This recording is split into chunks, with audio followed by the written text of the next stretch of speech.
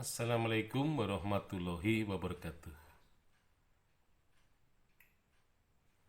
Di sini ada arti penting, ya, terutama pembekalan terhadap para mahasiswa sejarah maupun mahasiswa di FIB maupun di FKIP misalnya, dengan tambahan disiplin ilmu lain yang bisa menunjang ke arah historiografi Indonesia. Nah, kalau kita perhatikan bahwa penulisan historiografi Indonesia khususnya pada masa prasejarah memang lebih banyak dikerjakan oleh para arkeolog, yaitu arkeolog prasejarah. Nah, kemudian pada masa Hindu-Buddha juga arkeolog Hindu-Buddha, kemudian di situ terlibat juga ahli prasasti, epigraf. Kemudian pada masa Islam juga muncul, ya, arkeolog Islam dan juga filolog. Nah, jadi kalau kita perhatikan, ilmu yang perlu dikembangkan untuk para sejarawan muda itu adalah disiplin-disiplin ilmu seperti arkeologi, epigrafi, dan filologi. Karena dari periode sebelum, ya, kontemporer atau sebelum masa penulisan sejarah kolonial, kelihatannya para sejarawan sedikit terlibat di dalam penulisan sejarah masa, ya, sebelum sejarah kolonial atau historiografi kolonial. Hal ini karena keterampilan dan juga kemampuan, terutama kompetensi yang berkaitan dengan tiga ilmu ini tidak diperoleh oleh para ahli sejarah atau calon-calon sejarawan. Nah, sehingga mereka kemudian menjadi pasif, ya, antara ingin bergerak dan tidak bergerak.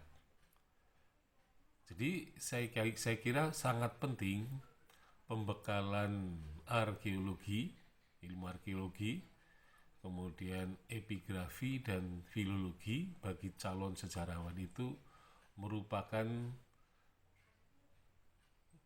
ilmu-ilmu yang memang harus diperdalam. Nah, sehingga tadi sejarawan tidak perlu menunggu hasil-hasil yang diperoleh oleh para ketiga ahli itu. Nah, sehingga sejarawan Indonesia di kemudian hari akan lebih aktif bekerja dengan mempunyai tambahan kompetensi yang sebelumnya tidak pernah terpikirkan. Nah, jadi kalau kita perhatikan dari buku Babon misalnya, jilid 1 sampai 3, ini sejarawan Indonesia benar-benar tidak terlibat di situ. Jadi keterlibatannya sangat kecil.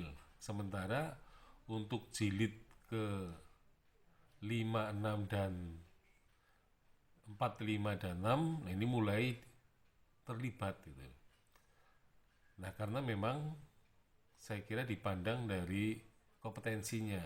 Jadi kompetensi sejarawan terbatas karena mereka misalnya tidak menguasai, ya, ilmu-ilmu pendukung yang sebenarnya harus ada semacam sejarawan plus, ya, yaitu sejarawan yang beraroma arkeologi, sejarawan yang beraroma epigrafi, dan sejarawan yang beraroma filologi. Nah, tetapi kalau misalnya kita melihat dari sudut pandang sejarah lokal, dengan tuntutan untuk menguasai disiplin-disiplin ilmu di sekitar sejarah, maka sejarawan lokal itu dengan sendirinya akan menjadi sejarawan yang paripurna. Tidak hanya sejarawan plus, tapi sejarawan yang paripurna. Artinya sejarawan yang meliti secara lokal itu paling tidak akan menguasai sosiologi, antropologi, numismatik gitu ya, filologi, antropologi, epigrafi, arkeologi gitu ya. Jadi ilmu-ilmu bantu itu memang mau tidak mau harus ditelan ya, harus dikuasai supaya data secara lokal itu tidak dibiarkan begitu saja.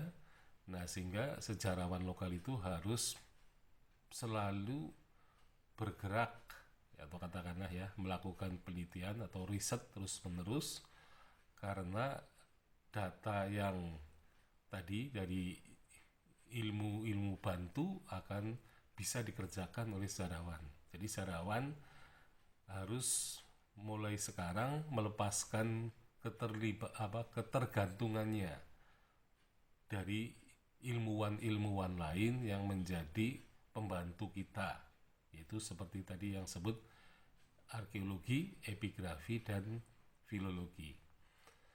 Nah, jadi sejarawan paripurna ini memang merupakan tuntutan dari sejarah lokal, karena sejarah lokal itu objeknya sangat dekat dengan peneliti, bahkan di depan matanya gitu ya.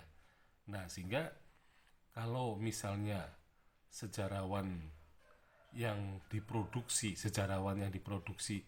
hanya mempunyai kompetensi sejarah saja, kelihatannya sejarah Indonesia tidak akan bergerak atau katakanlah akan dinamis atau akan menghasilkan karya-karya yang beraroma lebih lengkap gitu ya. Jadi kalau misalnya sejarawan memang tidak atau katakanlah mencari jarak atau membuat jarak dengan ilmu-ilmu bantunya, maka yang terjadi adalah ilmu sejarah akan seperti itu saja ya, artinya tidak akan menjadi sejarawan yang plus, apalagi sejarawan paripurna. Nah, sebenarnya sejarawan paripurna itu adalah merupakan tuntutan metodologis dari sejarah lokal yang memang sejarawan mungkin merasa terpaksa pada mulanya ketika akan meliti sejarah lokal di tempatnya masing-masing. Jadi di situ memang sejarawan lokal itu harus mempersenjatai diri, ya, istilahnya itu, atau memperkuat diri, melakukan penguatan diri, sehingga dia bisa menguasai ilmu-ilmu lain yang kemudian juga filosofi ilmu itu, kemudian metodologinya dan juga metodenya. Nah, sehingga dari dulu saya selalu mengatakan bahwa sejarawan lokal itu harus bisa melakukan perkawinan metode-metode sejarah, ya, metode-metode ilmu bantu dengan metode sejarah. Nah, sehingga sejarawan akan lebih cepat ya, terutama memberikan respons terhadap data lapangan yang merupakan data yang beraneka ragam, seperti data sosiologi, data antropologi, data arkeologi, data epigrafi, data filologi, data sastra ya, dari ilmu sastra, kemudian data filsafat, data numismatik ya. Dan saya kira secara lokal memang akhirnya merupakan suatu arena untuk menguji dan kemudian juga untuk meningkatkan ya daya kompetensinya. Jadi kompetensi secara lokal memang akhirnya dia secara alamiah karena dia memenuhi tuntutan metodologi sejarah lokal itu, maka sejarawan akan selalu belajar dan belajar untuk memperkaya diri, baik itu wawasannya, keilmuannya, terutama berkaitan dengan filosofi dari ilmu pendukung atau ilmu bantu, dengan terutama pengetahuan atau ya, teori-teori yang berkaitan dengan metodologi secara lokal, dan juga kaitannya dengan kompetensi, terutama metode-metode itu bisa dikuasai.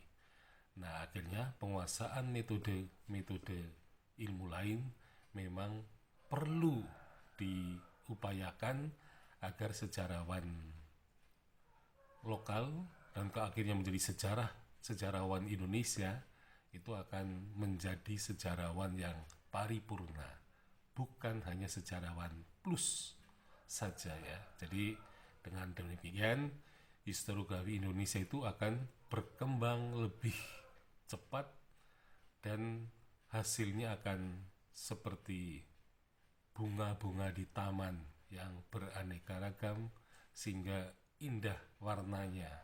Sekian, assalamualaikum warahmatullahi wabarakatuh.